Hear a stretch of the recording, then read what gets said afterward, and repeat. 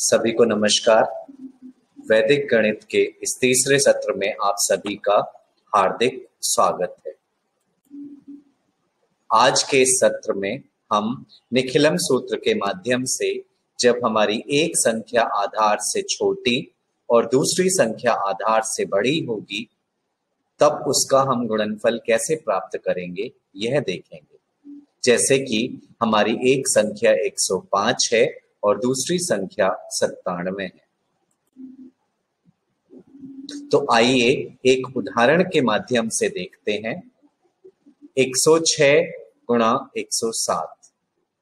यहां हमारी संख्या 106 आधार 100 से 6 ज्यादा है तो इसका विचलन जमा का 6 हुआ, और 97 आधार 100 से 3 कम है तो इसका विचलन हमारा घटा का 3 हुआ।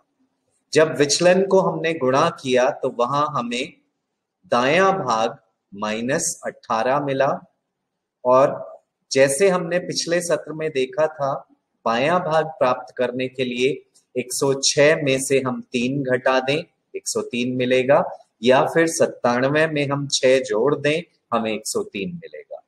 तो इस प्रकार हमारा बायां भाग 103 है और दायां भाग -18 है। अब दाएं भाग में -18 है, इसलिए हम 103 में से एक अंक को दाएं भाग पर भेजेंगे। तो वहां हमारा बायां भाग 102 बचा और दायां भाग 100 घटा 18 हुआ। 100 में से जब हमने 18 घटाया तो हमें 82 मिलेगा। तो हमारा उत्तर 10282 होगा। यहां फिर हम वही बात याद रखेंगे कि दाएं भाग में उतने ही अंक होंगे जितनी शून्य हमारी आधार में होंगी। आइए एक और उदाहरण लेते हैं हम। 98 गुणा 102 अगर हम करते हैं तो 98 हमारा आधार 100 से 2 कम है और 102 हमारा आधार 100 से 2 ज्यादा है। जब विचलन को हमने गुणा किया तो हमें -4 मिला, और 102 में से 2 घटाने पर हमें 100 मिला, या फिर 98 में 2 जोड़ने पर भी हमें 100 प्राप्त होगा। क्योंकि हमें -4 मिला तो हम यहां से 100 में से एक को उधर भेजेंगे तो वहां हमें 100 -4 मिलेगा, और इधर हमारा 99 बचा। तो हमारा पूर्ण उत्तर 9996 होगा। इसी प्रकार यहां एक चीज देखने वाली है कि जैसा मैंने आपको पिछले स्लाइड में बताया कि हमारे दाएं भाग में उतने ही अंक होंगे जितनी शून्य हमारी आधार में होंगी। तो देखिए यहां दायां भाग जो हमें प्राप्त हुआ था, दायां भाग आप देखेंगे, दायां भाग यहाँ -4 था, लेकिन 100 में से जब हमने 4 घटाए तो हमें 96 मिला जिसमें 2 अंक हैं।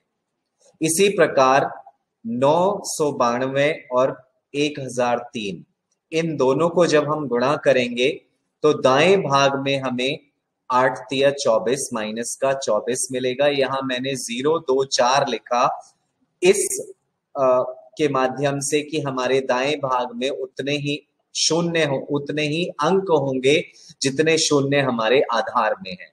क्योंकि ये दोनों संख्याएं हमारी आधार 1000 पे काम करेंगी, इसलिए हमारे दाएं भाग में 3 अंक होंगे। अब देखिए 992 में अगर आप 3 जोड़ेंगे तो आपको 995 मिलेगा, और -8 और 3 को जब आप गुणा करेंगे तो -24 आपको मिलेगा। अब यहाँ 995 को आपने 994 लिखा, और एक जो उधर शिफ्ट होगा वो आपका 1000 में से आप 24 घटाएंगे तो आपको 976 मिलेगा। तो इस प्रकार आपने देखा कि आपकी संख्या अगर एक संख्या आधार से छोटी और दूसरी संख्या आधार से बड़ी है तो आप किस प्रकार वहां गुणनफल प्राप्त कर सकते हैं।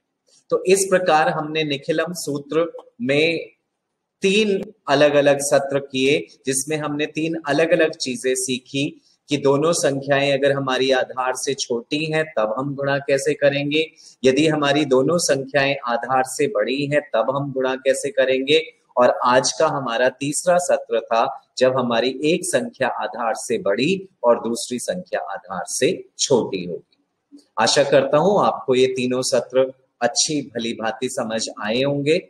आप प्रयास करते रहिए, जितने ज्यादा आप प्रश्नों को हल करेंगे उतना आप इन वैदिक गणित के सूत्रों का लाभ प्राप्त कर सकते हैं। धन्यवाद।